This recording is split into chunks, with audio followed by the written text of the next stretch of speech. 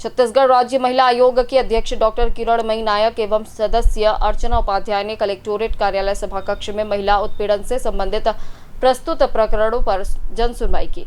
यह सुनवाई छत्तीसगढ़ राज्य स्तर की 247वीं एवं जांजगीर चांपा जिले की 9वीं जन सुनवाई थी।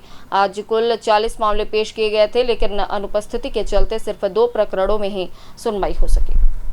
महिला आयोग की अध्यक्ष डॉक्टर किरणमयी नायक ने मीडिया से बात करते हुए बताया कि एक प्रकरण में आवेदिका के 2 बच्चे हैं और वह लगभग 2 वर्षों से अपने मायके में निवास कर रही है।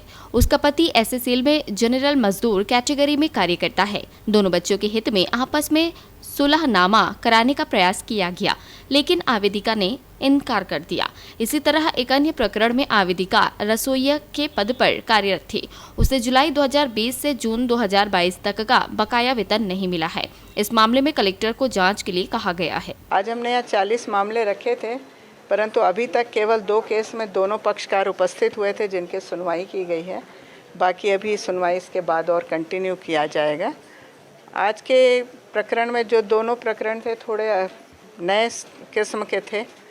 पहले केस में एक क्रिश्चियन कपल थे जिसमें आवेदिका अपने दोनों बच्चों के साथ मायके में थी 1.5 साल से, और उन लोगों ने आपस में कोर्ट में केस भी लगा रखा था मेंटेनेंस का। यहाँ पर हमने दोनों पक्षों की भी सुलह कराने की कोशिश की कि पति उसका भरण पोषण जो न्यायालय से मांग रही है हम दिला देते हैं। 5,000 रुपये भरण पोषण देने के लिए तैयार भी हो गया था, एवज में वो बच्चों से आकर मिल सकेगा। परंतु अंततः बाद में आवेदिका ने मना कर दिया। उसने कहा कि वो न्यायालय से प्रकरण का निराकरण चाहती है, तो हमें वो केस नस्तीबद्ध करना पड़ा। अभी उसके बाद एक जो दूसरा केस आया था, वो एक गरीब महिला जो कि रसोइया के पद पर कार्यरत है छात्रावास में 10,000 रुपये मासिक वेतन का। कोविड ड्यूरेशन में जब छात्रावास बंद था तो उसे छात्रावास की चौकीदारी का काम दिया गया था, लेकिन उसी अवधि के लगभग उसके 14 माह का वेतन उसे नहीं मिला है।